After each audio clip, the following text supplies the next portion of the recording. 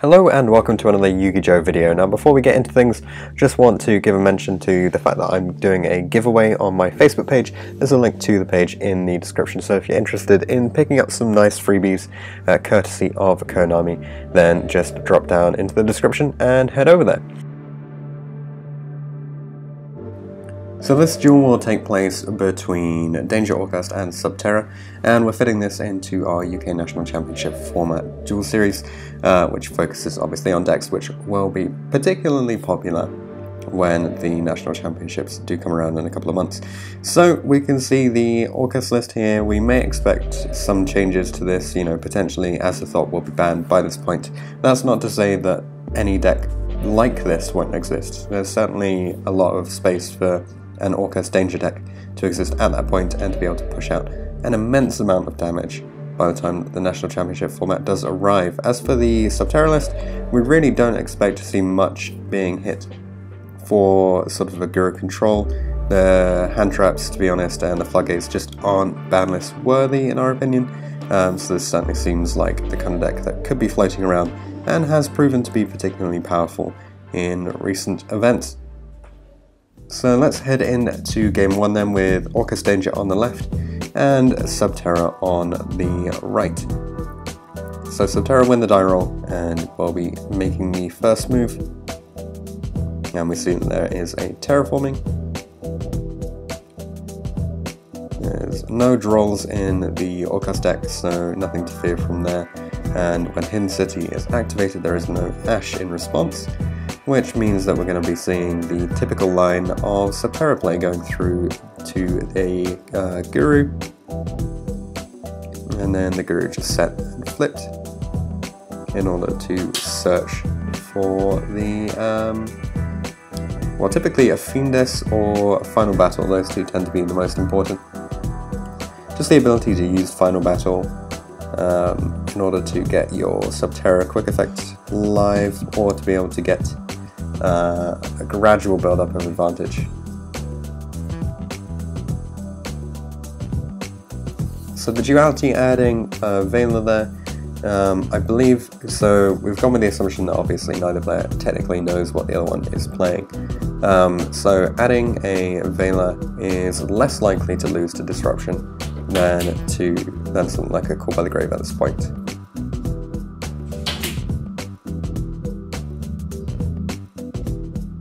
So on the opposing side, kicking things off with an engage.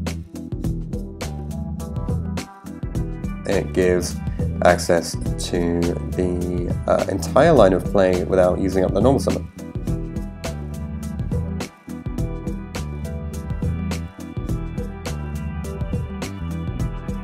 So here we see the Hornet being recycled in order to make Phoenix and remove one of those back row in case it is potentially going to disrupt the combo. Discarding a Destrudo here is always pretty nice, and that's just going to target one of the sets here. And it turns out to be a super polymerization, so just some consideration as to whether it should just go, because I don't think there's anything that can actually be made with these guys. So that disappears, and a Mermaid is brought out. Now potentially the Super Poly could have been flipped to deal with the Kagari, but then Kagari and Token is kind of difficult because there's not an awful lot you can go into, and then the normal summon is still there. But we see the Fiendess negating the Mermaid, which is actually pretty big because it does mean that it's quite difficult to establish the combo from there. But the Strudo comes back with the Shade Brigandine there. That opens up the Yazzie plays and potentially more disruption here. So Yazzie popping itself and the set Guru. I believe this is an attempt to sort of play around, what's it called, Final Battle. Since Final Battle could just flip up the Guru and then the attack could be negated with the Hidden City anyway. And although the Meme does get Veilet, there is still a Sky Blaster there. So because the normal summon was not used for the first Mermaid, Sky Blaster is going to be pretty big. Turning these guys into a Unicorn. Discarding the Nightmare in order to shuffle away the set card. generally deemed more of a problem in Hidden City, given that there's no monster left on the field. And then Nightmare being banished for the Harp.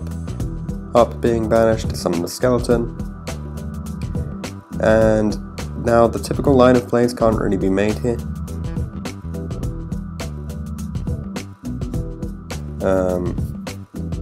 Just because all of the monsters are in the wrong positions, essentially.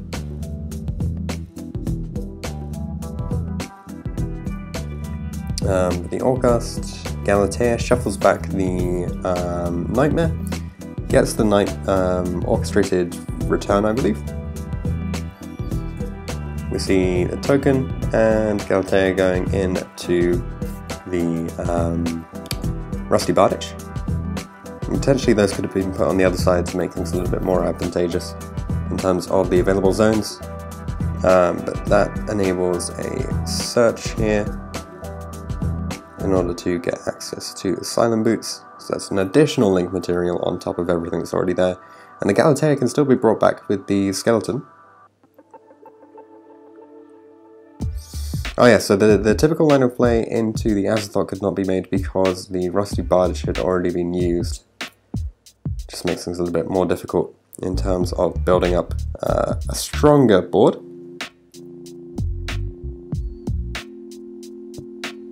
And being locked into dark means that there's not going to be a Cerberus, say, brought out. So there's no way to go into the Summonsork, given that none of these monsters are the same type. And the Bardage cannot be used for a link summon as well. That's another important factor to take account for. So the return just being used to draw some additional cards, see if any future plays can be built up, but it doesn't look like there's anything that can be done without using a normal summon. So remaining on 1700 life players pass back. There is a set Fogblade though, which could potentially have a big impact. We see Hidden City here, getting a search off. Going for the Guru, I believe. Hidden City on the Guru, but that will just be negated with the Fogblade.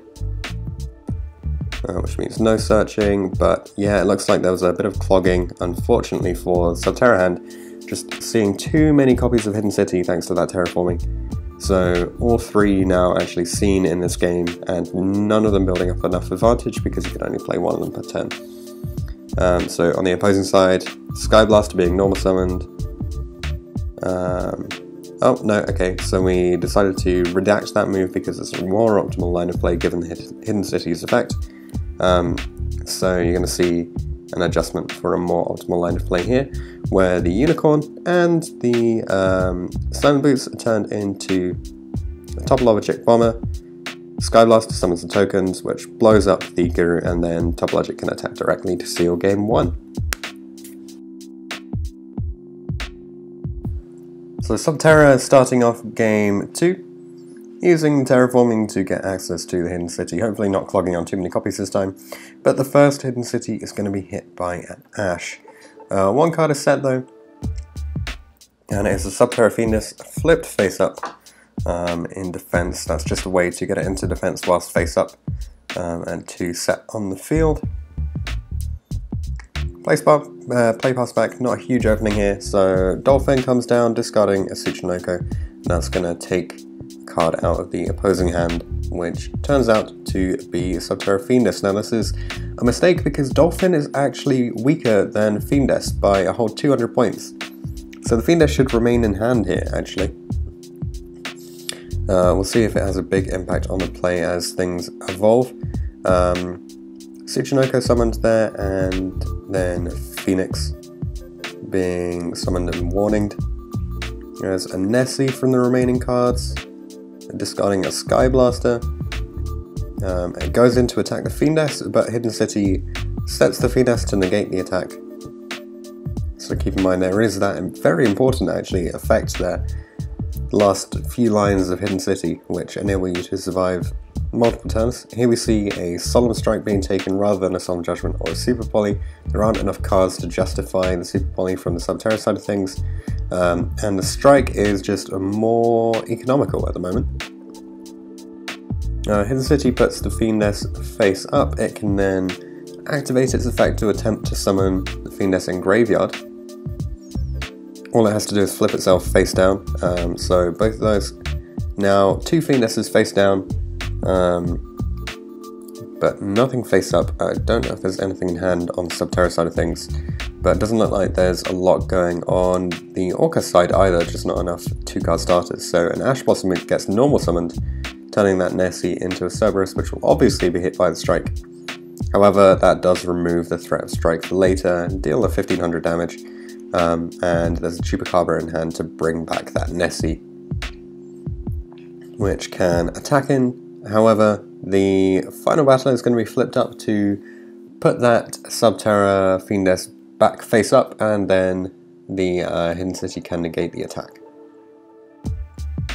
So play being passed back, there's just this infinite ability to negate single attacks. Fiendess being put face up, but still no starters, it looks like, on the Subterror side of things.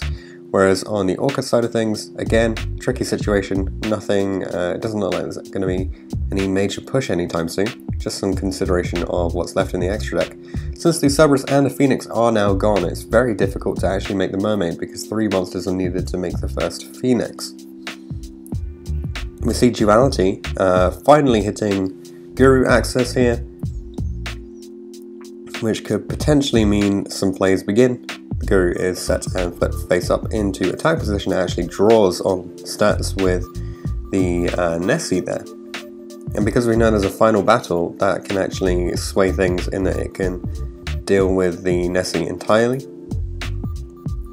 However, we see Umastrix being added actually, so not a Fiendess, as a potentially very strong beta. With final battle, Umastrix can actually go up to 4700. So the Guru is going to flip down that opposing Nessie. Final battle flips down the Fiendess, and that triggers the Umastrix, which can then set itself. So a very impressive looking Subterror board with several different kinds of interrupts that are now available thanks to final battle being able to flip things face up. Since the Dolphin is in the grave, the Orcust side of things, the Connector is not going to be able to get an additional summon. There is a Rusty Bardage there, which means 3 monsters available, so potentially access to plays via the Unicorn. However, final battle is going to flip up the Umastrix, whose flip effect will then be able to banish one of the opposing cards. Another threat is actually Time Thief Redoer here, since with the trap underneath it, we'll be able to put stuff back on top of the deck. However, we see that the Connector is banished, so no rank 4 access and no access for Unicorn. So play gets passed back, the Umastrix flipped face up in order to banish the Rusty Bardage, Shade Brigandine. Makes things a little bit easier. The Guru can then search. Not a lot of targets actually remaining at this point, I believe. Going for the Archer here. Since the Fiendesses are particularly weak, it doesn't make an awful lot of sense to have them face up in attack position in order to start dealing damage. So instead it looks like the game is going to be slowed, continue to be played at a fairly slow pace, with the assumption that the Orcust player will not be able to build up enough resources to actually take down the Subterror player in a single go, especially with the Hidden City being able to negate the attacks there. So just having this current setup is probably strong enough. I mean, there's a disrupt with the Guru, potentially another disrupt with the Fiendesses, and the final battle as well. That will seal game 2. Moving into the final game then, even stakes, however, Orcust being able to take first turn. The Connector here being hit by a Veiler, just more optimal to hit it immediately rather than losing a card out to the Dolphin there. There is a Tsuchinoko, which means that going via the Cerberus, the Mermaid can be made pretty easily. And that then being able to summon a Orcust Nightmare, go into the Galatea, usual line of play here. The Nightmare banishing itself. Getting access to the Harp, however, immediately. DD Crow is going to come down there, and that will obviously remove the Harp Horror from the game, making things a little bit more difficult in terms of trying to combo off. Essentially, the Orcust player will need a series of extenders. However, they can reset the Harp in order to get access to that return and see if they can get access to some additional cards. However, it doesn't look like that's going to do anything here. No additional cards, and actually just passing with a few cards in hand. There is an extravagance on the opposing side, banishing 6 in order to get a double draw off. 6 randomly chosen, and then an Ash Blossom stopping the double draw there, unfortunately. So 2 sets and a pass here from the Subterror side of things. Normal summon of Sky Blaster, attempting to summon out some Fiend tokens, gets hit by the there can be only one.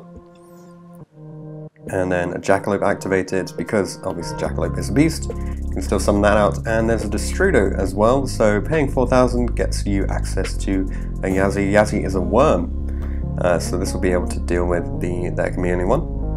But there is a Solemn Strike to negate the summon of the Yazi. Now, since it was destroyed when it wasn't actually on the field or under anyone's control, it won't be able to trigger there. But the Sky Blaster attacks in, dealing some damage, and there's a duality.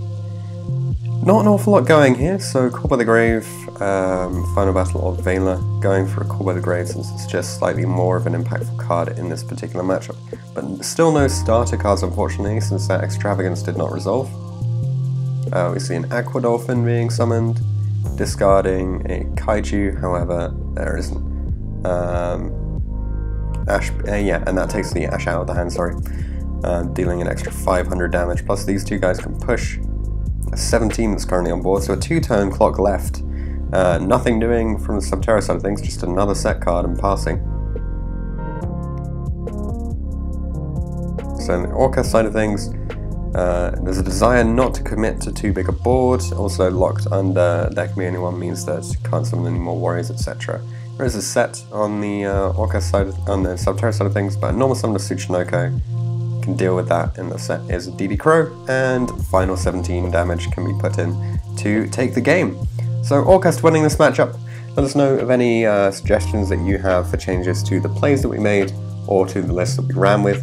Let us know your thoughts on the text that you saw in this video, and if there's any other suggestions that you have. And stay tuned for more duel videos in the UK National Championship format series.